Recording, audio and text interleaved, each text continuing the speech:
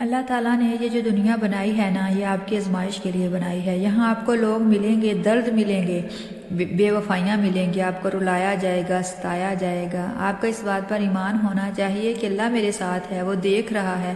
اور جب آپ سٹرگل کر رہے ہوتے ہیں، جب آپ تکلیف سے گزر رہے ہوتے ہیں، اللہ سے ہوتے کچھ چھپا ہوا نہیں ہے۔ اللہ تعالیٰ قرآن میں فرماتے ہیں کہ آخرت تمہارے لیے دنیا سے بہتر ہے، اور ہم جلد تمہیں اتنا نوازیں گے کہ تم خوش ہو جاؤ گے، کیونکہ یہ اللہ آپ کو کہہ رہا ہے، آپ کو تسلی دے رہا ہے۔ اس کے بعد بھی آپ ہار نہیں مانیں گے۔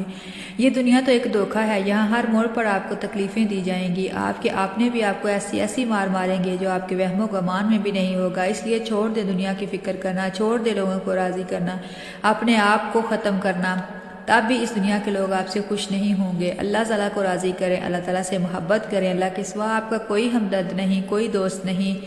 اللہ تعالیٰ کو راضی کریں، اللہ تعالیٰ کو خوش کریں، اللہ تعالیٰ کو ہر وقت اپنی مصیبتیں پریشانیوں کو دور کرنے کی دعا کریں۔ اللہ تعالیٰ آپ کی ہر تکلیف، ہر پریشانی دور کرے گا۔ آپ ایک دفعہ آزما کر تو دیکھیں، دنیا کو چھوڑ دے، دنیا کو ان کے حالات پر چھوڑ دے، دنیا کبھی بھی آپ کو دیکھ کر خوش نہیں ہوگی۔ اللہ تعالیٰ ہم سب کو ثابت قدم رہنے کی توفیق عطا فرمائے، آمین۔